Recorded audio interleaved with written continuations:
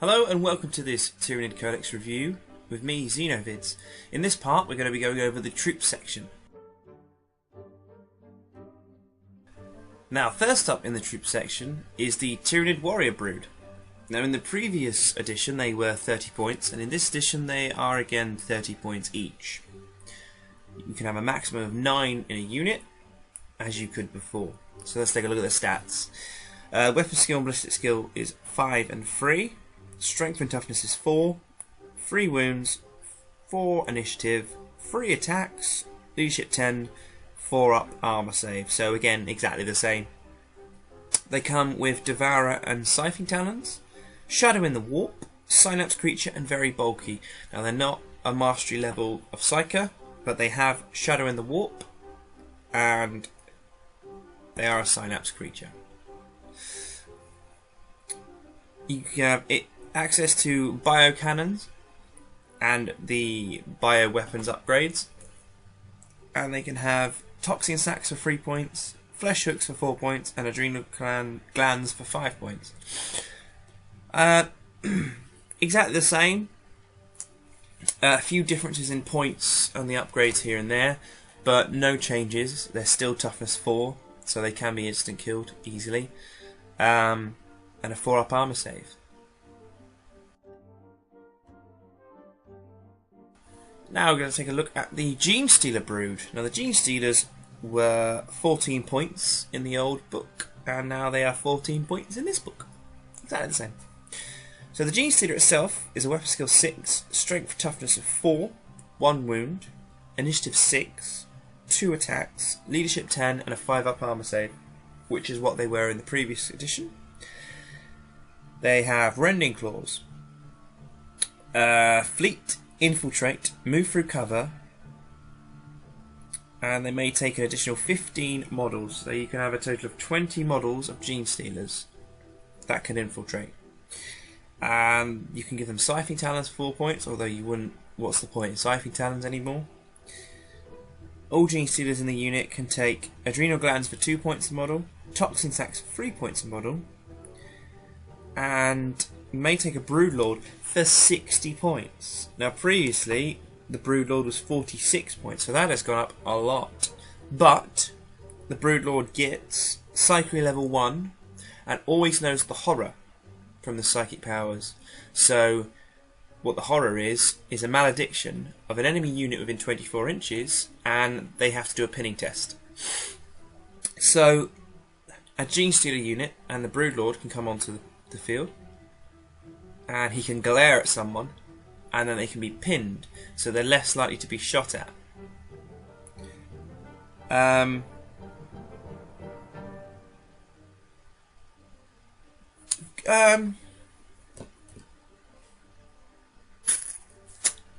Good. Yeah, they're okay. I probably won't be taking Genestealers, but I'm sure if you've got the chance to have 20 out infiltrating Genestealers, there's a chance someone will take it. Next on the list is the Turbogon Brood. Now, the Turbogon Brood is different now. They used to be 5 points a model. They're now 4 points a model. So now for a full unit of 30 it's 120, whereas before it was 150. So big difference. That's great. They come with Flesh Borers. Their instinctive behaviour is Lurk. They have Move Through Cover special rule, and if you take 30 of these, Turbogon from the HQ section can be a troop's choice. Every 10 Termagants may replace its Flesh Borer with a Strangle Web, which is a Flamer. Any model may replace its Flesh Borer with Spine Fist for 3, Spike Rifle for 3, Devourer for 4 points, Adrenaline may take Adrenaline Glands for 2 points a model, Toxin Sacks for 2 points a model.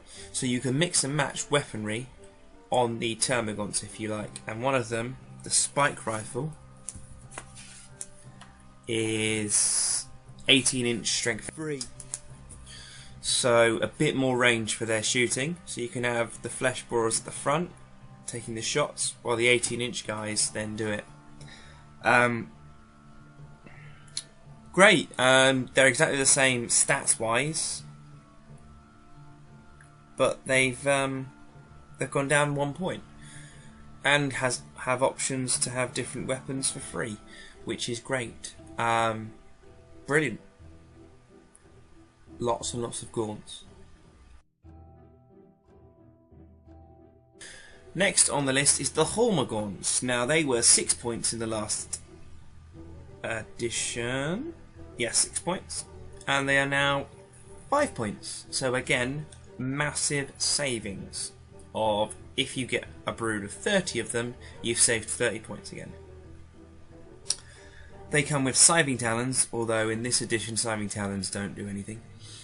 They have Bounding Leap, Fleet Instinctive Behaviour, which is feed, Move Through Cover, and you can give them Adrenaline Glands for 2 points or Toxin Sacs for 3 points. Their stats are exactly the same as they were in the old edition, and if we go to their section, have a look at their Bounding Leap to see if that's changed, because a lot of things in this codex have the same name but have changed.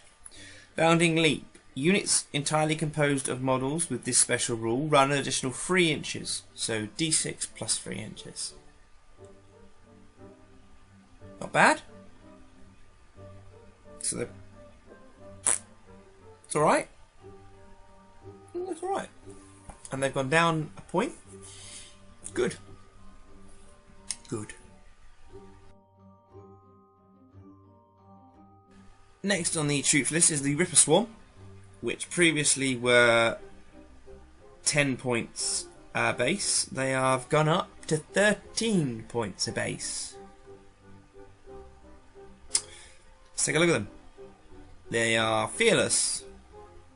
They have instinctive behaviour feed. They are swarms. They may take 6 additional Ripper Swarms, so you can have 9 in a unit. And they may take Spine Fist for 4 points a model, making them 17 points a model, which isn't great. No, you wouldn't want to do that.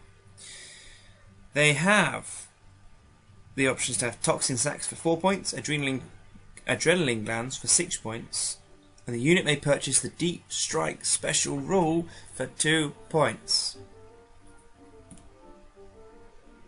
Okay. Weapon skill, ballistic skill 2, strength, toughness 3, 3 wounds, initiative 2, 4 attacks, leadership 5, armor save of 6. The only viable option I see for these guys is if you have the Death Leaper. If you have the Death Leaper, he has the ability to have the pheromone trail. So you have him come onto the field.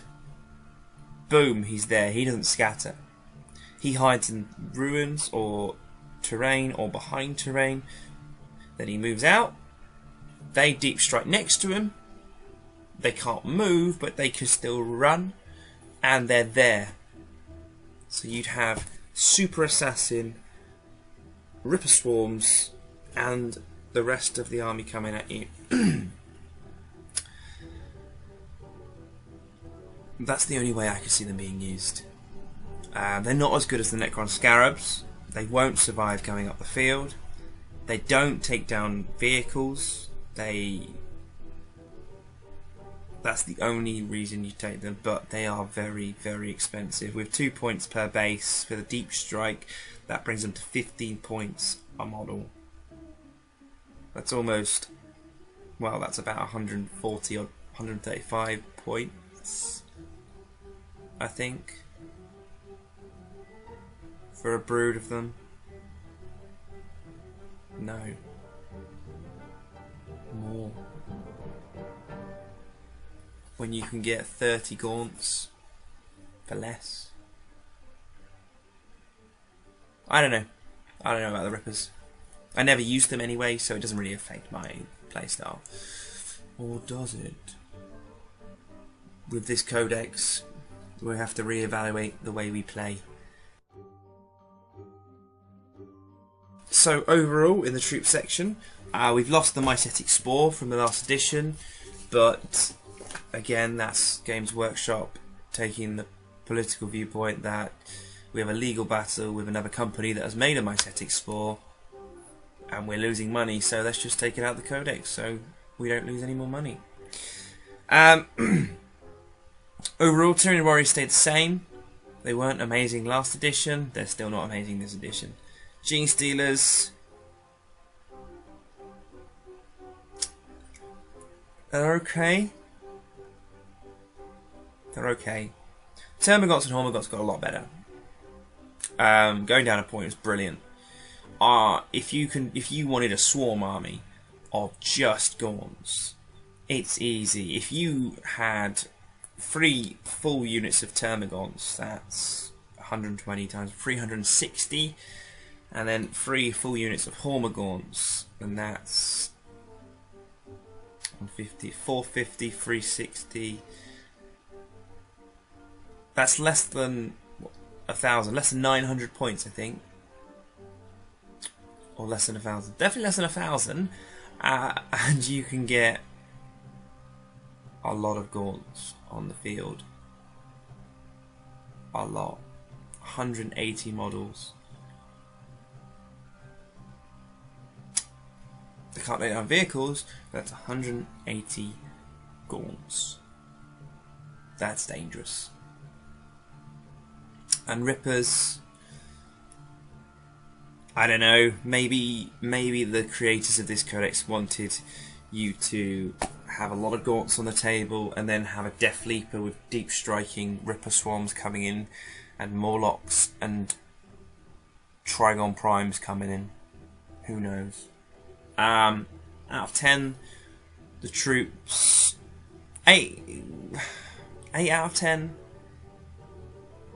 Only because the Gaunts, you can field so many more Gaunts now for a cheaper.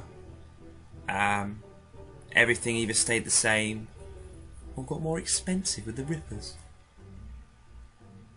Anyway, leave in the comment section below for me about what troops you will be taking in the new Tyranids Codex.